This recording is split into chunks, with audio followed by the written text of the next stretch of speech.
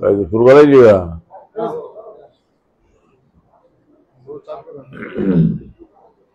तर आज बऱ्याच दिवसानंतर माझा अमेरिकेचा दौरा आटपून मी कालच मुंबईमध्ये आलो आणि लातूर जिल्ह्यामध्ये आज बऱ्याच दिवसानंतर आलेलो आहे. देवणी या ठिकाणी बाबासाहेब आंबेडकरांच्या पुतळ्याचं उद्घाटन आज आहे. त्या निमित्तानं आज मी या ठिकाणी आलेलो आहे आणि लातूर मधून आता मी जाणार निलंग्याला. त्या ठिकाणी आपले माने काय नाव विलास माने आमच्या आंबेडकरी चळवळीमधले कार्यकर्ते होते. त्यांचं निधन झालेलं आहे. त्यांच्या घरी सांत्वनपूर आपण भेट देणार आहोत. नंतर देवणीला बाबासाहेबांच्या पुतळ्याचं उद्घाटन आपण करणार आहोत. त्यानंतर चाकूरमध्ये आमचे उत्तम माने कार्यकर्ते होते. त्यानंतर आपले महालिंगे यांचे कोणी जवळचे नातेवाईक वारलेले आहेत त्यांच्या घरी भेट देणार आहे. आणि त्यानंतर लातूर मुंबई एक्सप्रेसने मी पुन्हा मुंबईला जाणार आहे.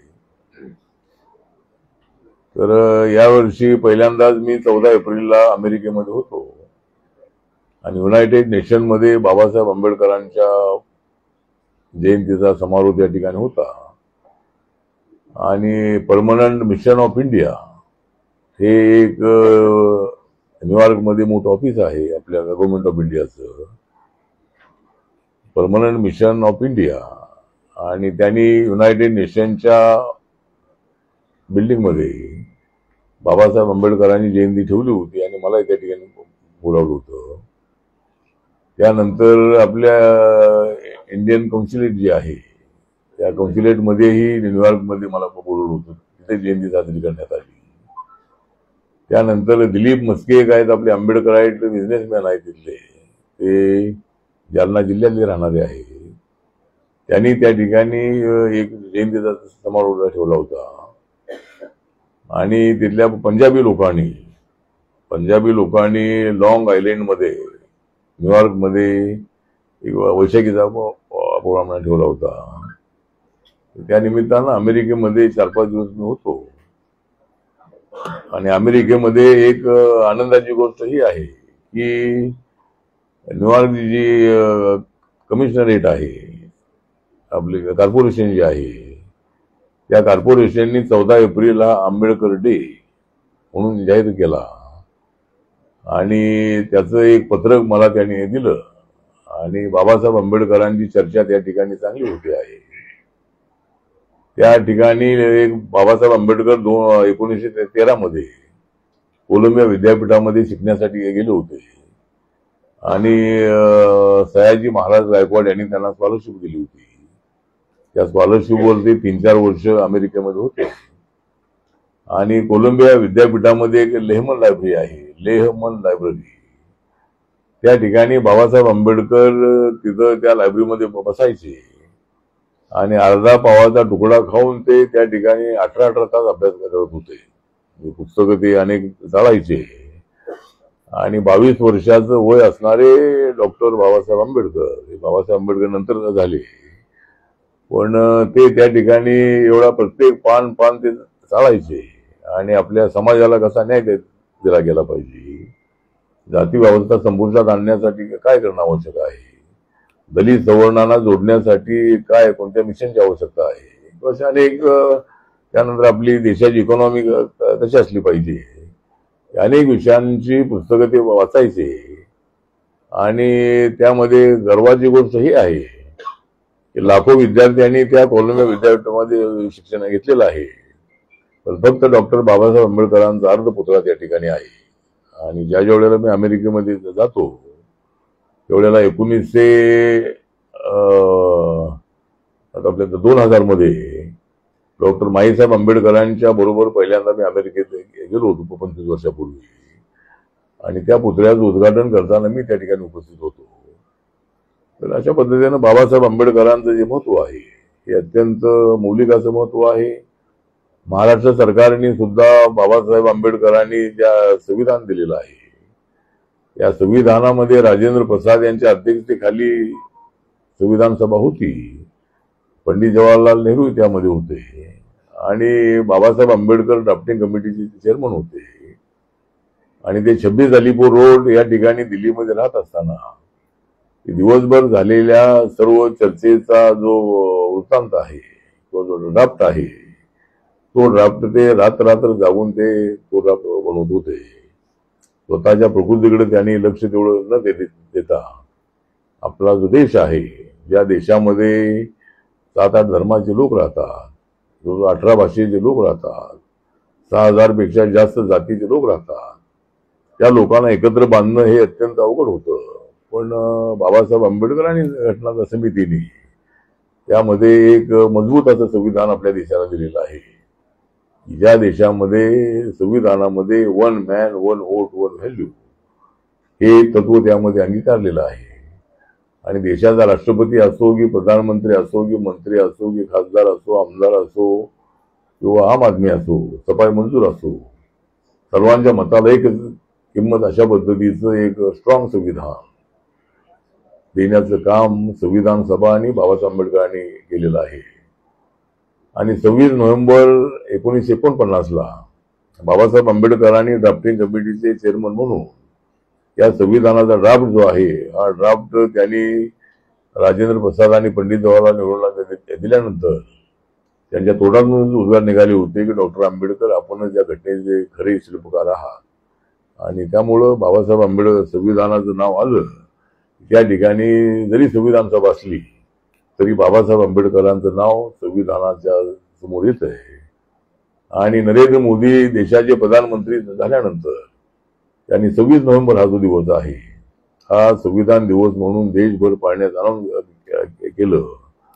आणि आता प्रत्येक वर्षाला सरकारी ऑफिसेसमध्ये, शाळा कॉलेजमध्ये आणि जे आंबेडकराईट लोक आहेत ते तर संविधानाचे अनेक कार्यक्रम ठेवतातच, पण शासनाच्या वतीनं हा कार्यक्रम देशभरामध्ये होत असतो.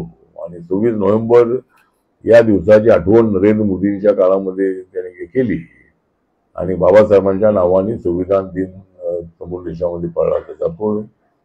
महाराष्ट्र सरकारने संविधानाला 75 वर्ष पूर्ण झालेली आहे. 26 नोव्हेंबर 1950ला ड्राफ्ट दिल्यानंतर 2 महिन्यानंतरच 26 जानेवारी 1950ला संविधान लागू झालं देशामध्ये. आणि 1952 मध्ये पहिली निवडणूक झालेली होती. आणि पहिली निवडणूक अशीच होती की लोकसभा आणि विधानसभा निवडणुका एकत्र घ्यायची अशीच पद्धती होती. त्यावेळेला 52 ची निवडणूक, 57 ची निवडणूक, 62 ची निवडणूक, 67 ची निवडणूक, 72 ची निवडणूक अशा 5-6 निवडणुका त्या एकत्रित झालेल्या आहेत.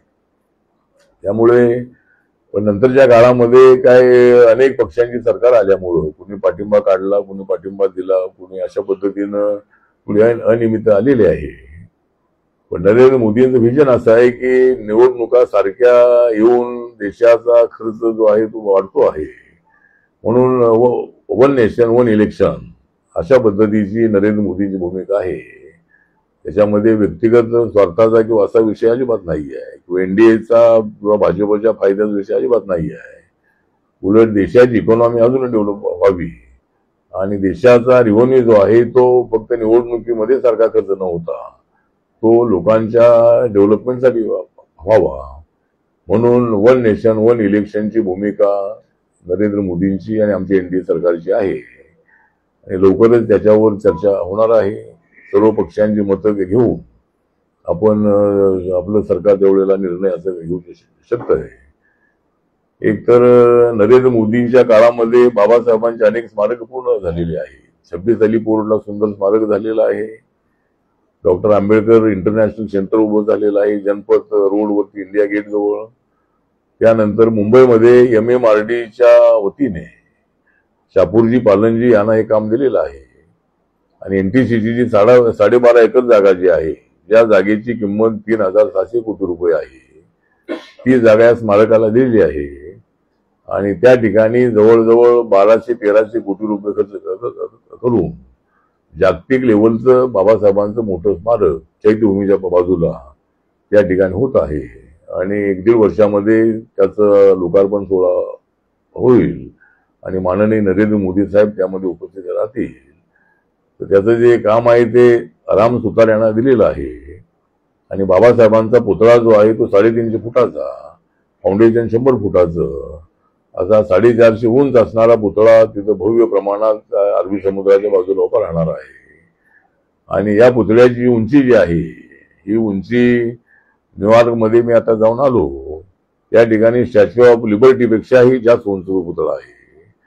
आणि देशामध्ये सरदार वल्लभभाई पटेल यांचा गुजरातचा जो पुतळा आहे त्यानंतर सर्वात उंच पुतळा म्हणजे सरदार वल्लभभाईंचा पुतळा सर्वात उंच आहे.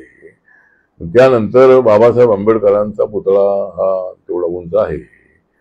त्यामुळे एक उचित असं स्मारक त्या ठिकाणी उभं राहत आहे.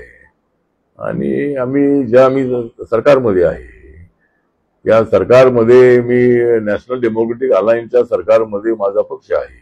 माझ्या पक्षाचा एक की MP नसतानाही मला 3ऱ्या वेळेला त्यांच्या मंत्रिमंडळामध्ये संधी मिळालेली आहे. आणि मी माझ्याकडे सामाजिक न्याय आणि अधिकारिता मंत्रालयाची जबाबदारी सोपवण्यात आलेली आहे. देशामधले schedule caste, DNT, OBC, senior citizen, दिव्यांगजन, ट्रान्सजेंडर, अनाथ, सफाई मजदूर अशा सर्व लोकांना एकत्रित करणारं अशा पद्धतीचं आमचं मंत्रालय आहे. आणि या वर्षीचं जे आमच्या सरकारचं बजेट आहे ते 50.65 लाख करोडचं बजेट ऑल इंडियाचं बजेट आहे. आणि त्याच्यामध्ये सर्वात जास्त बजेट 6 लाखापेक्षा जास्त बजेट डिफेन्सला आहे, 2 लाखापेक्षा जास्त बजेट रेल्वे डिपार्टमेंटला आहे, 2 लाखापेक्षा जास्त बजेट रोड ट्रान्सपोर्टला आहे. आणि त्यानंतर आमच्या मंत्रालयाचा नंबर लागतो, जवळजवळ 1,68,000 कोटी रुपयाचं स्पेशल कंपोनंट प्लॅनचं बजेट आमच्या मंत्रालयाचं आहे. आणि सामाजिक न्याय खात्याला एक चांगली जबाबदारी नरेंद्र मोदी साहेबांनी दिलेली आहे. आणि मला त्या मंत्रिमंडळामध्ये काम करण्याची संधी मला मिळालेली आहे. एक तर नरेंद्र मोदी यांनी जे जनधन योजना सुरू केली होती, बँकेमध्ये जे अकाउंट आहे ते अकाउंट फक्त काही विशिष्ट लोकांचेच असायचे, काही सरकारी अधिकाऱ्यांचे आणि कर्मचाऱ्यांचे अकाउंट असायचे, पण आम आदमीचा आणि बँकेचा काही संबंध नसायचा. पण नरेंद्र मोदी यांनी 2014 मध्ये जनधन योजना सुरू केली आणि आतापर्यंत 51 कोटी लोकांचे अकाउंट देशामध्ये उघडण्यात आलेले आहे. आणि आता मी अधिकाऱ्यांबरोबर चर्चा केली लातूरच्या, त्यामध्ये जनधन योजनेचे अकाउंट लातूर जिल्ह्यामध्ये 9,26,756 9,26,756 एवढे अकाउंट जनधन योजनेचे लातूर जिल्ह्यामध्ये उघडण्यात आलेले आहे. जी मुद्रा योजना आहे ती 50,000पासून ते 10 लाखापर्यंत आता त्याचं हे वाढवून आता 22 लाख रुपये केलेले आहे. तर ही जी स्कीम आहे विना अट विना तारण हे कर्ज देण्याची स्कीम आहे बँकांनी. तर त्यामध्ये जवळजवळ देशभरामध्ये मुद्रा योजनेचे 56 करोड लोकांना त्याचा फायदा मिळालेला आहे. आणि लातूर जिल्ह्यामध्ये 89,494 एवढ्या लोकांना त्याचा फायदा मिळालेला आहे. आणि जवळजवळ 973.77 कोटी रुपये हे या योजनेच्या अंतर्गत लातूर जिल्ह्यामध्ये वाटण्यात आलेले आहे. ही उज्ज्वला योजना जी आहे, या उज्ज्वला योजनेचे अकाउंट, या उज्ज्वला योजनेचे गॅस सिलेंडर आहे हे जवळजवळ 1,37,717 1,37,717 एवढे उज्ज्वला योजनेचे गॅस सिलेंडर हे गोरगरिबांना मिळालेले आहे. आणि प्रधानमंत्री आवास योजनेची घरं आहे ती घरं जवळजवळ देशभरामध्ये 4 कोटीपेक्षा जास्त लोकांना घरं मिळालेली आहेत. आणि आता नवीन सरकार आमचं आल्यानंतर, 3ऱ्यांदा माननीय मोदीजी प्रधानमंत्री झाल्यानंतर 3 कोटी लोकांना घरं देण्याचे अनाउन्समेंट केलेले आहे. आणि 5 वर्षामध्ये 3 कोटी लोकांना घरं देण्याचा आमचा प्रयत्न आहे आणि त्याचं बजेटही मंजूर करण्यात आलेलं आहे. त्यानंतर जी रमा योजना महाराष्ट्र गव्हर्नमेंटची आहे त्याची 33,282 एवढ्या लोकांना रमा योजनेची घरं मिळालेली आहे. लातूर महानगरपालिकेचा आढावा मी घेतला आणि त्यामध्ये 1246 मंजूर पदं आहे, पण भरलेली पदं ही 875 आहे. आणि माहिती अधिकाऱ्यांनी दिली त्यामध्ये शेड्यूल कास्टचे 47 आहे, शेड्यूल ट्राईबचे 5 आहेत आणि OBCचे 7 आहे. तरी आकडेवारी काय थोडी मला वाटतं बरोबर काही त्यांनी दिलेली नाही आहे. त्यामुळं शेड्यूल कास्टचं जे 13% शेड्यूल कास्ट आहे, नंतर आदिवासी तर 60% आहे. आणि ओबीसी तर 50-52%. आता ते नक्की किती आकडे आहेत ते अजून माहीत नाही आहे. अजून सध्या जो सेन्सस होतो हा शेड्यूल कास्ट आणि शेड्यूल ट्राईबचा जातीच्या आधारावर होतो. पण हा जो सेन्सस आहे हा जातीच्या आधारावर व्हावा, ओबीसीचा सेन्सस व्हावा अशी अनेकांची मागणी आहे. राहुल गांधी सातत्याने मागणी करत आहे.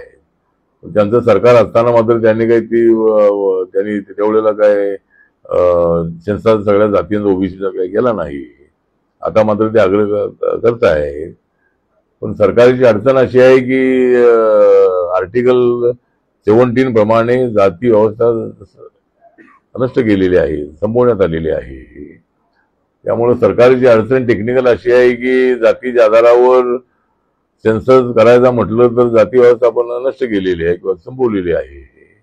म्हणून त्या सरकारची कदाचित अडचण होती आणि या सरकारची अडचण आहे.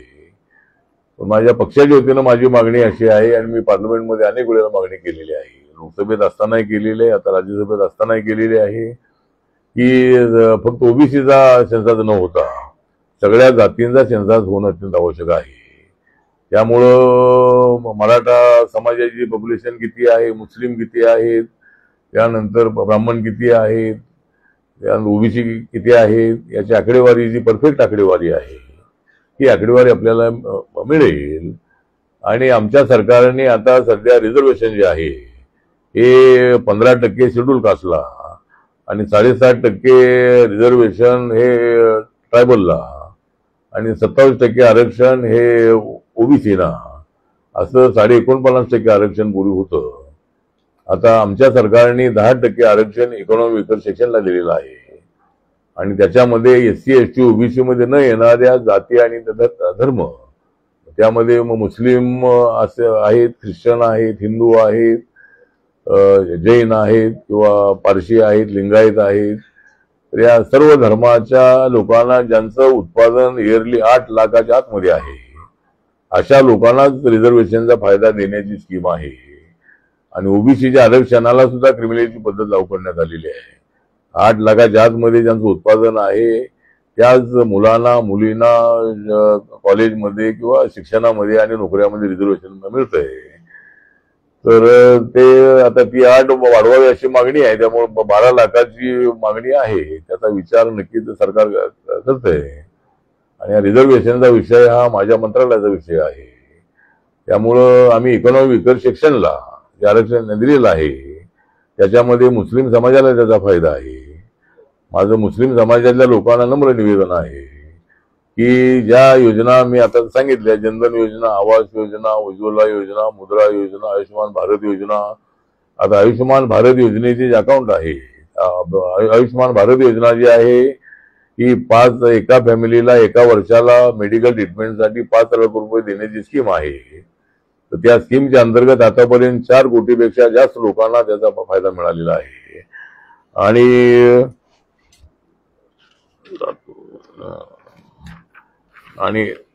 लातूरमध्ये जी आयुष्यमान भारत योजना आहे, हे आयुष्यमान भारत योजनेमध्ये हेल्थ अकाउंट अशी एक योजना आहे.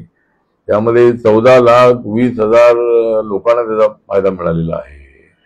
आणि प्रधानमंत्री PMJY स्कीम आहे, त्याच्या अंतर्गत 7,52,000 लोकांना त्याचा फायदा मिळालेला आहे. बाकीचे इतर जे अॅट्रॉसिटीचा आढावा मी घेतला आणि त्याच्यामध्ये 22-24 मध्ये 118 अॅट्रॉसिटीच्या केसेस आहेत, 23-24 मध्ये 138 आहे, 24-25 मध्ये 134 आहे आणि 25-26 मध्ये 31 केसेस आहेत. आणि त्यामध्ये 23-24 ला एक मर्डरची केस आहे आणि 25-26 ला एक मर्डरची केस आहे. त्यानंतर इंटरकास्ट मॅरेज माझ्या मंत्रालयाचा विषय आहे. महाराष्ट्र सरकारच्या वतीनं इंटरकास्ट मॅरेज करणाऱ्यांना 50,000 रुपये देतात, ते वाढवावेत आणि 1 लाख रुपये करावेत अशी माझी सूचना आहे. मी माननीय देवेंद्र फडणवीस यांना एक पत्र लिहिणार आहे, समाज कल्याण मंत्र्यांना एक पत्र लिहिणार आहे, शिरसाटजींना, आणि महाराष्ट्र सरकारने 1 लाख रुपये करावेत अशी आपली सूचना आहे. पण आमच्या मंत्रालयाची स्कीम इंटरकास्ट मॅरेजची आहे. डॉक्टर आंबेडकर फाउंडेशनच्या वतीनं 2.5 लाख रुपये आम्ही इंटरकास्ट मॅरेजला देतो. आणि इंटरकास्ट मॅरेज 21 22-23 मध्ये 14 इंटरकास्ट मॅरेज ला मदत करण्यात आलेली आहे. 23-24 मध्ये 41 इंटरकास्ट मॅरेज आहे आणि 24-25 मध्ये 61 आहे. म्हणजे ही आकडेवारी वाढती आहे.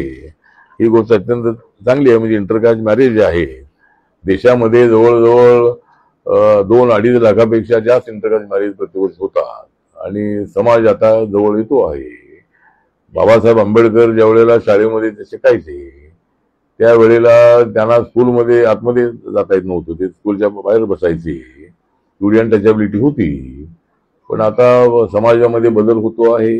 जरी काही ठिकाणी अत्याचार होत असले तरी दलित आणि सवर्णांना एकत्र आणणारी अशा पद्धतीची सगळ्यांची भूमिका असल्यामुळं रोटी बेटी व्यवहार अनेक ठिकाणी होत आहेत. ही गोष्ट अत्यंत चांगली आहे. बाकीचे आता जे स्कॉलरशिपचा आढावा घेतला मी, या ठिकाणी सरकारी हॉस्टेल 25 आहे, त्यामध्ये 2,845 विद्यार्थी आहे. त्यानंतर एनजीओचे हॉस्टेल जवळजवळ 114 आहे, त्याच्यामध्ये 2,500 विद्यार्थी शिकत आहेत आणि त्यांना आता प्रत्येक महिन्याला 22 रुपये अनुदान आहे ते राज्य सरकारच्या मिळत आहे. लातूर शहरामध्ये 1,000 विद्यार्थ्यांचं हॉस्टेल आहे आणि त्या ठिकाणी जवळजवळ 4,000 रुपये सरकारी हॉस्टेलमध्ये खर्च करण्यात येतो आणि त्यांना 600 रुपये निर्वाह भत्ता मिळतो. अशा पद्धतीनं आणि एक स्वाधार योजना आहे, त्यामध्ये ज्या मुलांना हॉस्टेलमध्ये प्रवेश मिळाला नाही अशा मुलांना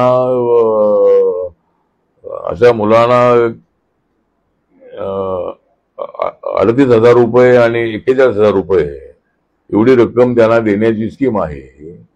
तर खेड्यामध्ये तालुक्यामध्ये 38,000 रुपये आणि शहरामध्ये 41,000 रुपये एवढे पैसे त्यांना देण्यात येतात. अशा पद्धतीने अनेक स्कीमचा मी आढावा घेतलेला आहे. दिव्यांग जनांची संख्या जिल्ह्यामध्ये 1,50,000 आहे आणि पेन्शन जवळजवळ 45,000 दिव्यांग जनांना मिळते आहे. देशामध्ये 2,68,000 एवढी 2011च्या जनगणनेप्रमाणे त्यांची संख्या आहे आणि लातूर जिल्ह्यामध्ये 1,50,000 आहेत आणि इथल्या त्यांना दिव्यांग जनांना पेन्शन 45,000 लोकांना मिळते आहे. त्यानंतर सिनियर सिटीजन जे आहे हे जवळजवळ 2,07,000 एवढी सिनियर सिटीजनची संख्या आहे आणि त्यामध्ये जवळजवळ महिन्याला 1,500 रुपये अशी पेन्शन त्यांना मिळते आणि 76,788 एवढ्या सिनियर सिटीजनना या ठिकाणी हे मिळते आहे. नशामुक्ती केंद्र आपल्या जिल्ह्यामध्ये 3 आहेत आमच्या सेंट्रल गव्हर्नमेंटचे. अजूनही काही लोकांचे प्रस्ताव जर आले तर त्याला मान्यता देण्याचा मी प्रयत्न करणार आहे. त्याप्रमाणे आज मी इथं आलेलो आहे आणि माहिती दिलेली आहे की आपले प्रश्न असतील विचारा. सर, मागासवर्गीय विद्यार्थ्यांची शिष्यवृत्ती बंद आहे. मागासवर्गीय विद्यार्थ्यांची शिष्यवृत्तीचा जो प्रश्न आहे ती सुरुवात होत नाहीये. लाडक्या बहीण योजनेसाठी म्हणून सामाजिक न्याय विभागाचे कोट्यवधी रुपये वळवण्यात आलेले आहेत राज्य सरकारकडून. आता मला काही ती माहिती नाही. सामाजिक न्याय खात्याचे पैसे वळवणे योग्य नाही. त्यामुळे जर ते वळवले असतील तर नक्की मी मुख्यमंत्र्यांना पत्र लिहेन, अजितदादांना पत्र लिहेन आणि आमचा सामाजिक न्याय खात्याचा पैसा कुठे वळवू नये अशी आमची भूमिका आहे. आणि जर असा वळवला जात असेल तर त्यासाठी राज्य सरकारने कायदा करावा. कर्नाटक, आंध्र प्रदेश इथं असा विधिमंडळाने कायदा पास केलेला आहे आणि सामाजिक न्याय खात्याचा निधी कुठे वळू नये, शिल्लक राहिला तर तो पुढच्या वर्षी वापरावा अशी तरतूद त्यामध्ये आहे. नक्की मी त्यासाठी प्रयत्न करेन. राज्याची आर्थिक स्थिती बिघड आहे, अशा वेळी आपला पक्ष हा महायुतीतला घटक पक्ष आहे.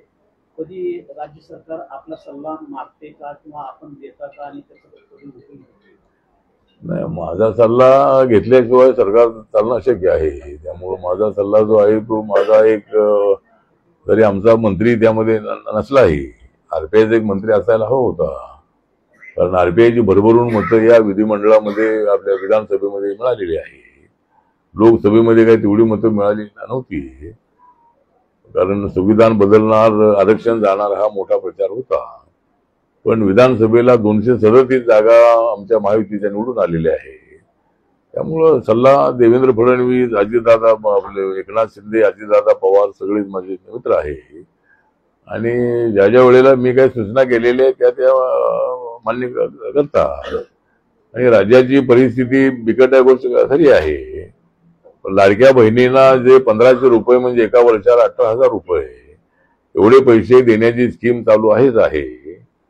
पण कोल्हापूरच्या सभेमध्ये प्रचाराची पहिली सभा होती, त्या सभेमध्ये मी स्वतः होतो. आणि जे 10 पॉईंट जाहीर करण्यात आले होते त्यामध्ये लाडक्या बहिणींना 21 रुपये देण्याची जाहीररित्या ग्वाही मुख्यमंत्र्यांनी दिली होती, तर एकनाथ शिंदे यांनी.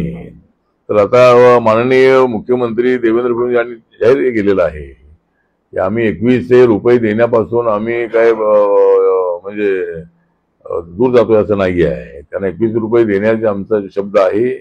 आणि राज्याची आर्थिक परिस्थिती सुधारली की त्यांना 21 रुपये देऊ असं त्यांनी जाहीर केलेलं आहे.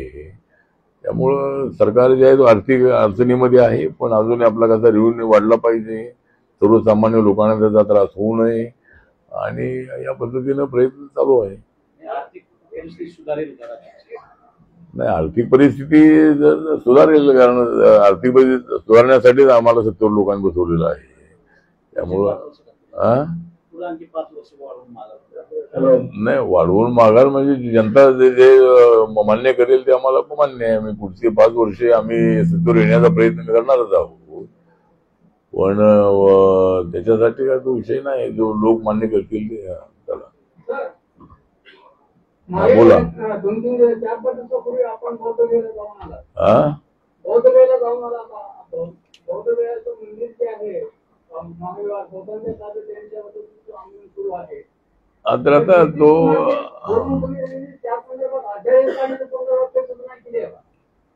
आता हा जो विषय आहे महाबोधी महाविहार, हे बोध गया या ठिकाणी ज्या बोधिवृक्षाखाली तथागत गौतम बुद्धांना ध्यानबाबती झाली त्या ठिकाणी महाबोधी महाविहार हे उभं करण्यात आलेलं आहे. आणि ते विहार बांधल्यानंतर, बुद्ध मंदिर बांधल्यानंतर त्याचा ट्रस्ट उभं बनवण्यात आलेला आहे.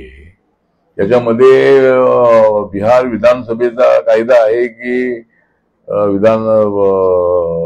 कायदा आहे, त्यामध्ये 4 लोक बौद्ध, 4 ट्रस्टी हिंदू, आणि हिंदू कलेक्टर असेल तर तो त्याचा अध्यक्ष, अशी त्यामध्ये तरतूद आहे. त्यामध्ये सर्व महाराष्ट्रामध्ये, देशभरामध्ये आंदोलन सुरू आहे. आणि गेल्या 60 दिवसापासून त्या ठिकाणी बौद्ध भिक्खू जे आहे 100 बौद्ध भिक्खूंचं आंदोलन तिथं सुरू आहे. मी 3 दिवस मी त्या ठिकाणी होतो आणि मुख्यमंत्री नितीश कुमार यांना भेटलेलो आहे. महामहिम आरिफ मोहम्मद खान यांना भेटलेलो आहे, राज्यपालांना. आणि हा जो कायदा आहे हा 26 जानेवारी 50ला घटना स्वीकारल्याच्या अगोदरचा कायदा आहे. त्या कायद्यामध्ये अमेंडमेंट करावी आणि हे बौद्ध विहार बौद्धांच्या ताब्यामध्ये द्यावं अशी सगळ्या बौद्धांची मागणी आहे. जर आमचा बौद्ध माणूस कुठल्याही ट्रस्टमध्ये नसेल तर मग आमच्या ट्रस्टमध्ये हिंदू लोक असू नयेत अशी सगळ्या बौद्ध भिक्खूंची आणि बौद्ध जनतेची मागणी आहे. ते त्यासाठी नक्की मी माननीय प्रधानमंत्री नरेंद्र मोदी साहेबांना भेटणार आहे. हा काही केंद्राचा विषय तर नाही, पण नितीश कुमार आणि तिथल्या विधिमंडळाने हा निर्णय घेतला पाहिजे. तर त्यासाठी आपला प्रयत्न सुरू आहे. सर, पहिलीपासून जे हिंदी सक्ती करणं चालू आहे, म्हणजे अकॅडमिक वर्ष सुरू होईल त्याबाबतीत आपलं काय म्हणणं आहे? मराठीची गळचेपी होते असं वाटत नाही का? काय काय हिंदी भाषा आवाज हिंदी भाषा सक्तीची करावं असा अध्यादेश काढलेला, तर मराठीची गळचेपी होती का? नाही, मला तिकडे पत्र आम्ही काय घेतला नाही. हिंदी भाषा जी आहे ती ज्या वेळेला भाषावाद प्रांत रचना डॉक्टर बाबासाहेब आंबेडकरांनी लिंग्विस्टिक स्टेट नावाचं पुस्तक लिहिलं होतं. आणि देशाची जी रचना आहे ही भाषावाद करावी. पूर्वी आपला मुंबई प्रांत होता, त्या मुंबई प्रांतामध्ये मुंबई, कोकण, पश्चिम महाराष्ट्र, उत्तर महाराष्ट्र आणि गुजरात असा मुंबई प्रांतामध्ये हा सगळा एरिया होता आणि मुंबई त्याची राजधानी होती. मध्य प्रांत जो आहे त्या मध्य प्रांतामध्ये सगळा विदर्भ आणि मध्य प्रदेशचा बराचसा भाग हा त्यामध्ये होता आणि नागपूरला त्या मध्य प्रांताची राजधानी होती. तर आता हा विषय जो आहे तो देशभरामध्ये 18-20 भाषेचे लोक राहतात, त्यामुळे भाषावार प्रांत रचना करावी अशी सूचना बाबासाहेबांनी केल्यानंतर आपल्याला माहित आहे की 1 मे 1960 संयुक्त महाराष्ट्र झाला आणि त्यामध्ये विदर्भ हा मध्य प्रांतातून आपल्यामध्ये आला. मराठवाडा जो आहे तो निजाम संस्थानामध्ये होता तो आपल्या महाराष्ट्रात आला आणि संयुक्त महाराष्ट्र जो आहे तो झालेला आहे. त्याप्रमाणे हिंदी भाषेचे जे अनेक राज्य आहे त्यामध्ये साऊथ इंडियामध्ये तर मल्याळम आहे, तेलुगू आहे, तामिळ आहे, कन्नड आहे, अशा लँग्वेज त्या ठिकाणी आहे. बेंगॉलमध्ये बेंगॉली आहे, ओडिसामध्ये उडिया आहे, अशा अनेक भाषा आपल्या त्या देशामध्ये आहेत. पण हिंदी बोलणारे अनेक राज्य असल्यामुळं हिंदी भाषेला राष्ट्रभाषा म्हणून मान्यता देण्यात आली. त्यामुळे सक्तीचा विषय नाही, सक्ती जर राष्ट्रभाषा आहे तरी राष्ट्रभाषा आपण शिकली पाहिजे. आणि साऊथ मध्ये काय जरी विरोध होत असला तरी माझा पक्ष हा साऊथ इंडियाच्या प्रत्येक राज्यामध्ये आहे आणि बेंगलोरमध्ये, हैदराबादमध्ये हिंदी बोलणाऱ्या लोकांची संख्या चांगली संख्या आहे. केरळमध्ये सुद्धा शहरामध्ये लोक हिंदी बोलणारे आहेत. तर आता तामिळनाडूमध्ये थोडा हिंदीला विरोध होतो, पण त्यांनी हिंदीला विरोध करू नये, त्यांची तामिळ भाषा त्यांची आहेच आहे, राज्यामध्ये तामिळ भाषा आहेच आहे. त्यामुळं मला वाटतं की हिंदी सक्तीची असणं अत्यंत आवश्यक आहे आणि हिंदी सगळ्यांनी शिकली पाहिजे अशी आमची भूमिका आहे. मनसेचा विरोध आहे. हिंदी शिकवणं जे आहे ना पहिलीपासून याला मनसेचा विरोध आहे. मनसेचा विरोध आहे म्हणजे मनसे काय सगळ्या महाराष्ट्राची पार्टी मोठी नाही आहे. मनसेचा एक आमदार निवडून आलेला नाही आहे आणि मनसेचा हिंदीला विरोध असेल तर हे काही योग्य नाही आहे. मराठी बोललं पाहिजे ही गोष्ट ठीक आहे, पण त्यांच्यावर फोर्स आणून तुम्ही मराठी बोला, तुम्ही मराठी बोला अशा पद्धतीनं दादागिरी करणं योग्य नाही. माननीय मुख्यमंत्र्यांनी इकडे लक्ष देणं अत्यंत आवश्यक आहे. राज ठाकरे आमचे मित्र आहे, लोकसभेमध्ये ते आमच्यासोबत होते, त्याचा काही आम्हाला फायदा झाला नाही, पण विधानसभेमध्ये ते आमच्या बरोबर नसतानाही आम्ही 237 जागा निवडून आणलेल्या आहेत आणि मी अनेक वेळेला भूमिका घेतलेली आहे की मी असताना राज ठाकरेंची आवश्यकता नाही आहे. राज ठाकरेंना घेऊन आपला फायदा अजिबात होणार नाही आहे. त्यामुळं त्यांनी मराठी सक्तीची महाराष्ट्रात आहेच आहे, पण हिंदी शिकवू नये म्हणजे या राष्ट्रभाषेला विरोध करणं हे अत्यंत अयोग्य आहे. त्यामुळं अशी भूमिका त्यांनी घेऊ नये. बँकांमध्ये जाऊन दादागिरी करणं, इथं मराठी करा, बँका या सगळ्या तिथं अधिकारी सगळ्या देशातून आलेले असतात आणि त्या अधिकाऱ्यांवर त्या कर्मचाऱ्यांवर असा दबाव आणला की तुम्ही मराठी बोललंच पाहिजे, तर हे काही योग्य नाही. ते आता ते 1-2 वर्षासाठी येतात आणि बदलून जातात. बँकाचा कारभार जो आहे तो इंग्लिशमध्येच असला पाहिजे, तो कारभार मराठीमध्ये करा असं म्हणणं अत्यंत अयोग्य आहे. मुंबईची इकॉनॉमी कोलॅप्स करणारी ही त्यांची मागणी आहे. त्यामुळे राज ठाकरेंच्या या भूमिकेला कडाडून विरोध होणं अत्यंत आवश्यक आहे. माझ्या पक्षाचा त्याला विरोध आहे आणि सरकारने सुद्धा हे लक्ष दिलं पाहिजे. महाराष्ट्र ही देशाची इकॉनॉमी राजधानी, आर्थिक राजधानी आहे. सगळा पैसा मॅक्झिमम आपल्याला केंद्राचा इथून जातो, तर त्या मुंबईमध्ये सगळं मराठी बोर्ड असावे ते ठीक आहे. त्यांना काही दुसरे विषय नसल्यामुळे जे अनावश्यक विषयावर ते आपला वेळ करताय त्याचा लोकांच्या कल्याणाशी काही संबंध नाही आहे. त्यामुळे ठीक आहे, म्हणजे आम्ही मराठी आहोतच आहोत, आम्हाला मराठी भाषेचा अभिमान आहे. मराठी सगळ्यांनी बोललंच पाहिजे आणि मी अनेक मुलं बघितलेली आहेत साऊथ इंडियाची, गुजरातची आणि सगळे देशामधले मुंबईत येऊन राहिलेले ज्या मुलांचा जन्म इथं झालेला आहे मुंबईला, ते सगळं मराठी तर चांगली बोलतात. पण अचानक आलेला माणूस आहे त्याला तुम्ही मराठी बोला, त्याला दादागिरी करणं हे काही योग्य नाही आहे. त्यामुळे अशा दादागिरीनं उत्तर द्यावं लागेल. त्यामुळं हे काम सरकारने थोडं लक्षात ठेवलं पाहिजे आणि पुन्हा मुख्यमंत्र्यांनी, उपमुख्यमंत्र्यांनी राज ठाकरेंच्या घरी सारखं जाता का कामा नये.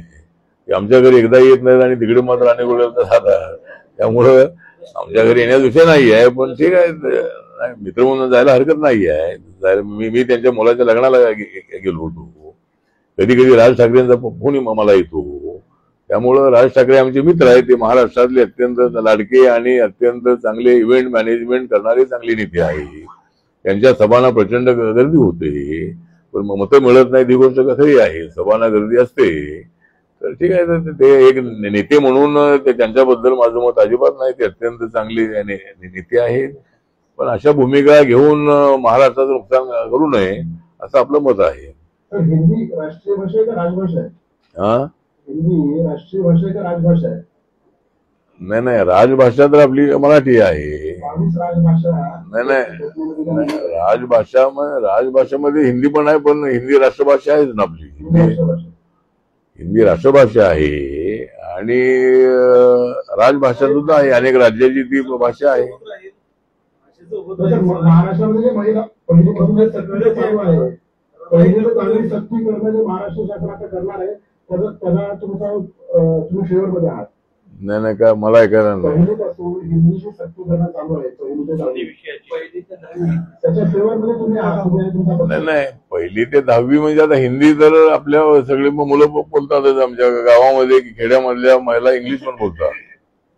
त्यांना जर आकडा विचारला तुमचा मोबाईल नंबर काय आहे तर 981069 अशा लगेच त्याचं सांगतात.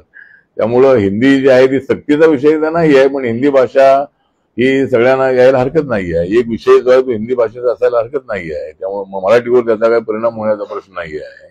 ज्या मराठी शाळा आहे त्या मराठी शाळेमध्ये आता इंग्लिश विषय पण पुढे मुलांना शिकायचा असेल तर इंग्लिश विषय सुद्धा असतो. त्यामुळं इंग्लिश असेल आणि हिंदी असेल तर तो असायला हरकत नाही आहे. ती तर आपली राष्ट्रभाषा आहे. सर, रमाई घरकुल योजना जी आहे त्याचं बजेट काही वाढत नाही. तर 1,20,000वरच थांबलेलं आहे. रमाई घरकुल योजनेचं मागासवर्गीय माणसाच्या घरावर डोक्यावर छप्पर आलं पाहिजे यासाठी काही निधी वाढणार आहे का? आता ते मी शाळेच्या नावाखाली अनुदान दिलं जात नाही. पिढीच्या पिढी उद्ध्वस्त होते. नाही दिलं जात नाही असं नाही. सगळं लाडकी बहीणकडे नाही. सगळं म्हणजे गांभीर्यानं काही समजतं नाही, ज्या आश्रमशाळा आहे त्या आश्रमशाळांचं बजेट आहे त्याप्रमाणे त्यांना पैसे मिळतात. राज्याच्या आश्रमशाळा आहेत, केंद्राच्या आश्रमशाळा आहेत. त्यामुळं लाडक्या बहिणींना तर आपल्याला पैसे द्यायचे आहेतच आहे. पण समाज कल्याणावर अन्याय होऊ नये तुमची भूमिका आहे ती रास्त आहे. आणि तुम्ही माझ्या मंत्रालयाला पाठिंबा देताय त्याबद्दल तुमचा आभार आहे. म्हणजे आमच्या मंत्रालयाला मॅक्झिमम बजेट मिळालं पाहिजे अशी आपली भूमिका आहे आणि त्यासाठी नक्की मी प्रयत्न करेन. पण निधी वाढवण्याबद्दल आहे ते आता ते मुख्यमंत्री आणि अजितदादा सांगतील. त्यांच्याकडे किती पैसे आहे त्याप्रमाणे. पण निधी थोडा वाढला पाहिजे अशी मागणी आहे. रमाई योजनेमध्ये पैसे वाढले पाहिजे आणि आपल्या प्रधानमंत्री आवास योजनेचे पैसे वाढावेत अशी लोकांची मागणी आहे. त्याचा विचार नक्की पुढच्या काळात सरकार करेल. सर, खाजगी क्षेत्रामध्ये अनुसूचित जाती जमातीसाठी स्वतंत्र आरक्षण करण्याचा कायद्याच्या संदर्भात काही प्रयत्न आहेत का आपले सरकारनं? आता नाही, खाजगी क्षेत्रामध्ये आरक्षण द्यावं ही माझ्या पक्षाची मागणी आहे. सरकारची मागणी मागे माननीय अटल बिहारी प्रधानमंत्री असताना एक कमिटी नेमली होती. त्यानंतर युपीएचं सरकार आल्यानंतर ही कमिटी नेमली होती, पण त्याच्यावर काही निर्णय अद्याप झालेला नाही. आणि त्यामध्ये प्रायव्हेट सेक्टरमध्ये रिझर्वेशन असावं, कारण सरकारी क्षेत्र प्रायव्हेट झाल्यानंतर तिथं रिझर्वेशन लागू होत नाही आहे. आणि त्यामुळं दलितांना आदिवासींना नोकऱ्या मिळत नाही आहे. म्हणून त्या ठिकाणी आरक्षण असावं अशी माझ्या पक्षाची मागणी आहे. त्यासाठी सरकारमध्ये मी आहे, त्यासाठी मी प्रयत्न करेन. आपल्याला आर्थिक विकास महामंडळे जी आहेत मागासवर्गीयांची तुम्ही बसावी तुम्ही त्या ठिकाणी आहेत, परंतु बजेट नसल्यामुळे ते प्रलंबित आहे. नाही, बजेट सगळ्या महामंडळानं 1,000 कोटी रुपये दिलेलं आहे. महात्मा फुलेंना 1000 कोटी आहे, अण्णाभाऊंना 1000 आहे, लिडकॉमला 1000 आहे. तर ते बजेट वाढवा अशी आमची मागणी आहे. ज्यावेळेला पैसे सरकारकडे वाढतील त्यावेळेला पैसे वाढतील. सध्या तर काय वाढण्याचं दिसत नाही आहे, पण 1000 कोटीचं बजेट आहे. आपल्याला वारंवार सामाजिक न्याय हा विभाग मिळतो. या खात्यात तुम्हाला अधिक रस आहे की दुसरं खातं मिळत नाही? नाही, मला या खात्याची आवड आहे म्हणून मला ते खातं देतात. कारण हे खातं मी मागून घेतलेलं आहे. दुसऱ्या खात्यामध्ये जाऊन काय करणार? जे खातं आपल्या सर्वसामान्य माणसांचं आहे आणि या खात्याचा मला इथला महाराष्ट्रातला अनुभव असल्यामुळं मी या खात्याची मागणी केलेली असल्यामुळे मला 3 वेळेला हे खातं मिळालेलं आहे आणि 4थ्या वेळेला सुद्धा मला हेच खातं मिळेल. आता किती वेळा विचारू, बाकीच्या विचारू दे ना, बाकीच्या विचारू दे, एकच काय विचार ना. नाही म्हणजे आता पत्रकार आहेच का तू सध्या? नाही ना, आता आहे पत्रकार तू? नाही नाही, तू आता पत्रकारितेनंतर तू झाले करतायस तू आता. हा बोल बोल काय. आंबेडकरी चळवळीचा आता जी फूट पडलेली आहे तर ते आपल्या पक्षाला निवडणूक आयोगाची मान्यता मिळवण्याच्या संदर्भात आपली संघटन बांधणी किती आहे आता? आता आपल्या पक्षामध्ये फूट आमच्याच पक्षात नाही आहे. शिवसेनेमध्ये फूट झालेली आहे, राष्ट्रवादी काँग्रेसमध्ये फूट झालेली आहे, अनेक पक्षामध्ये फूट आहे. आणि आता आपल्या पक्षामध्ये तर पूर्वीपासून फूट होती. आमच्यामध्ये पूर्वी विचारायला लागायचं की हा गट कोणता गट, आरपीआय म्हणजे कोणता गट. आता राष्ट्रवादी काँग्रेस एखादा कार्यकर्ता भेटला की आम्हाला विचारावं लागतं तुझा कोणता गट आहे. शिवसेनेचा भेटला तर विचारावं लागतंय. तर आता जर गटबाजी संपली तर चांगलीच गोष्ट आहे. मी तर अनेक वेळेला बाळासाहेब आंबेडकरांना नम्र निवेदन केलेलं आहे की त्यांनी पक्षाचं अध्यक्ष व्हावं आणि वंचित बहुजन आघाडी बरखास्त करावी आणि बाबासाहेबांचा पक्ष त्यांनी चालवावा. बाबासाहेब आंबेडकरांनी व्यापक विचारधारेवरच हा पक्ष करावा त्यांची सूचना होती आणि सगळ्या वंचितांना एकत्र आणू. आणि बाबासाहेबांचं मुख्य तत्व होतं समानता, समता, दलित आणि सवर्णांना एकत्र आणणारी समता. आणि बाबासाहेबांना हवा असणारा पक्ष काय आम्ही स्थापन करू शकलो नाही. पण माझा पक्ष नागालँडमध्ये रेकग्नाइज आहे. माझ्या पक्षाचे 2 आमदार आहे. मणिपूरमध्ये माझ्या पक्षाच्या उमेदवाराला लोकसभेमध्ये 1.5 लाख मतं मिळालेली आहे. तिथं मला गन्ना किसान माझ्या पक्षाला सिम्बॉल मिळालेला आहे तिथे आणि नागालँडमध्ये. आणि आमचा आरपीआय जो आहे तो नॉर्थ ईस्टच्या सगळ्या मिझोराममध्ये आहे, मेघालयामध्ये आहे, अरुणाचलमध्ये आहे, त्रिपुरामध्ये आहे, आसाममध्ये आहे, सगळ्या राज्यामध्ये आमचा पक्ष आहे. साऊथ इंडियामध्ये, नॉर्थ इंडियामध्ये, त्यानंतर आपल्या अंदमान निकोबारमध्ये, लक्षद्वीपमध्ये, दादरा नगर हवेलीमध्ये, दीव दमनमध्ये, सर्व राज्यामध्ये माझा पक्ष आहे. आणि मला मंत्री बनण्याची संधी मिळाल्यानंतर मी हा पक्ष सगळीकडे स्थापन केलेला आहे. आणि मी 5-6 दिवस काल अमेरिकेमध्ये असताना अमेरिकेमध्येही आता जशी बीजेपीची विंग त्या ठिकाणी आहे, काँग्रेसची विंग आहे, लवकरच या ठिकाणी आरपीआयची विंग स्थापन होणार आहे अमेरिकेमध्ये. आणि अमेरिकेमध्ये रिपब्लिकन पार्टी आहे. डोनाल्ड ट्रम्प हे रिपब्लिकन पार्टीच्या वतीने अमेरिकेचे अध्यक्ष आहे आणि मी इंडियाचा रिपब्लिकन पार्टीचा अध्यक्ष आहे. त्यामुळं रिपब्लिकन पार्टी इंडियामध्ये आणि अमेरिकेमध्येच आहे. त्यामुळे अमेरिकेमध्ये आपला लवकरच आमची पार्टी म्हणजे पार्टीचं ऑफिस आम्ही सुरू करणार आहे आणि रिपब्लिकन पार्टी ऑफ इंडियाची विंग म्हणून आम्ही अमेरिकेमध्ये लवकरच एक कार्यक्रम 5-6 महिन्यामध्ये होणार आहे. आणि तिथंही आपण पक्ष घेऊन चाललेलो आहोत. विधानसभा असेल, लोकसभा असेल, त्याच्यामध्ये आपल्या पक्षाच्या लोकांनी प्रचार केला असेल, भाजपच्या विरोधात केला नाही. भाजपच्या विरोधामध्ये केला तर त्यांचं कोण ऐकत नाहीये. मी जे सांगेल ते ऐकणारी लोक आहेत. त्यामुळे कुणी जरी भाजपच्या विरोधामध्ये प्रचार केला असेल तरी मतं जी आहे ती मतं अजिबात त्यांना मिळणार नाही आहे. त्यामुळे मी घेतलेला डिसिजन जो आहे तो मी सर्वांना विचारून घेतलेला आहे.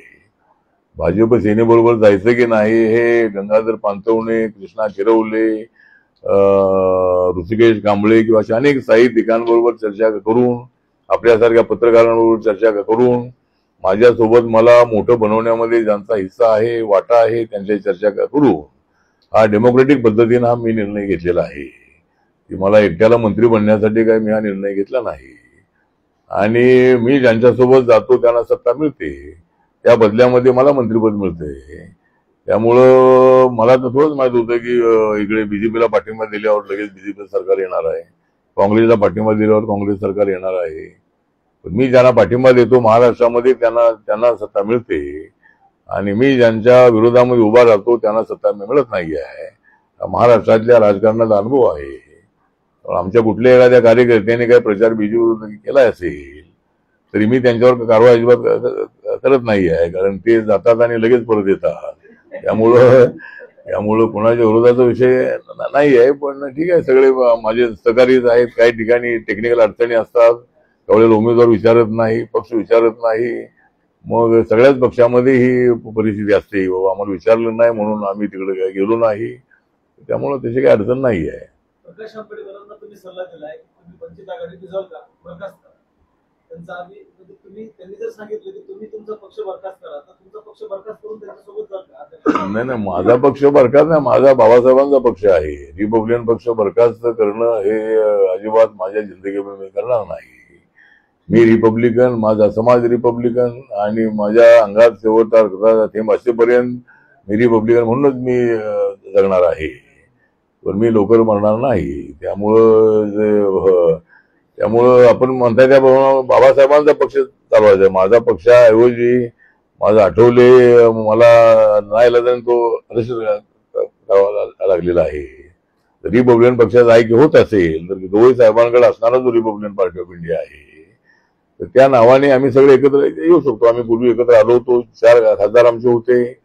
त्यामुळं प्रकाश आंबेडकर जे सिनियर आहेत त्यांनी याचं नेतृत्व करावं समाजाचं आणि सगळ्या समाजाला एकत्र आणावं असे आमची त्यांच्याकडून अपेक्षा आहे. जर काय असेल तर माझं मंत्रिपदाचा विषय अजिबात नाही आहे. सगळे एकत्र आले तर ते मंत्री होतील, किंवा ते जर आमच्यासोबत आले तर आम्ही त्यांना मंत्री करू. मी इकडं पार्टीचं काम करेन. त्यामुळं प्रकाश आंबेडकरांच्या बद्दल आम्हाला आदर आहे. ते बाबासाहेबांचे नातू आहेत आणि त्यांनी जर ही जबाबदारी घेतली आणि बाळासाहेब आंबेडकर आणि मी एकत्र आलो तरच समाजाला ऐक्य झालेलं असं वाटतंय. त्यामुळं आम्ही दोघांपैकी आम्ही वेगळे राहिलो तर मी एक्सपेरिमेंट केलेला आहे की बाळासाहेब आंबेडकरांना सोडून सगळे गट आम्ही एकत्र आणले होते रेवळच्या वेळेला, तरी समाजाला ते काय वाटत नाही आहे. त्यामुळे बाळासाहेब आंबेडकर आणि मी एकत्र आलो तर एक मोठी ताकद आपली उभी राहू शकते. आणि एकच गोष्ट सांगतो की महाराष्ट्रामध्ये आमचा आंबेडकराईट समाज 9% आहे आणि उत्तर प्रदेशमध्ये 22% दलितांची संख्या आहे. त्यामुळे मायावतींना तिथं काय ओबीसीचा आणि मायनॉरिटीचा पाठिंबा मिळाला की त्यांचे उमेदवार निवडून येतात. पण आता सध्या उत्तर प्रदेशमध्ये मायावतीचा पक्ष हा एक त्यांचा आमदार नाही आणि एक खासदार त्यांचा नाही. त्यामुळं माझा पक्ष उत्तर प्रदेशमध्ये वाढतो आहे. सगळ्या जिल्ह्यामध्ये माझ्या पक्षाच्या शाखा होत आहेत आणि 26 तारखेला अनेक लोक माझ्या पक्षात येणार आहेत. मी लखनौला चाललेलो आहे. त्यामुळं रिपब्लिकन पक्ष आपल्याला चालवायचा आहे. बाबासाहेबांचा पक्ष चालवावा. त्यांनी वंचित यांची भूमिका योग्य आहे. पण बाळासाहेबांनी 2014च्या दोन्ही निवडणुका लढले, लोकसभा विधानसभा. 19च्या विधानसभा लोकसभा लढले, 24ला लोकसभा विधानसभा लढले, तरी बाळासाहेबांचा पक्ष रेकग्नाइज होत नाही आहे. त्यांच्या पक्षाला 60% मतं मिळत नाही आहेत आणि माझ्या पक्षाला तर एकही जागा देत नाही आहेत. माझ्या पक्षाला माझा पक्ष आहे, माझ्याकडे कार्यकर्ते आहेत. त्यामुळं बीजेपीने माझ्या पक्षाचा विचार करणं अत्यंत आवश्यक आहे. मी साधा सुद्धा मी राजकारणी आहे, मी डावपेच करणारा राजकारणी नाही. माझ्या पक्षाला काहीतरी 4-5 विधानसभेच्या जागा ते दिल्या पाहिजे.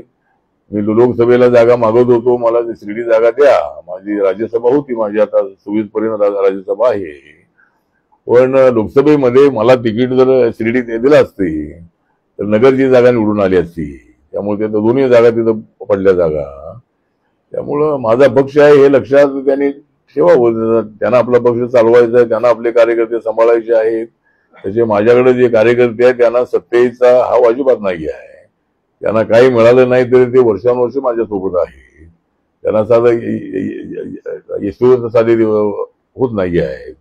आता मात्र आम्हाला आमच्या सर्व जिल्ह्यामध्ये 2-2 DPTC, जिल्ह्याच्या कमिट्या, तालुक्याच्या कमिट्या, शहराच्या कमिट्या, जिल्हा परिषद, पंचायत समिती, महापालिका, नगरपालिका यामध्ये आम्हाला काही जागा द्याव्यात अशी आपली मागणी आहे. चंद्रकांत बावनकुळेशी माझं बोलणं झालेलं आहे.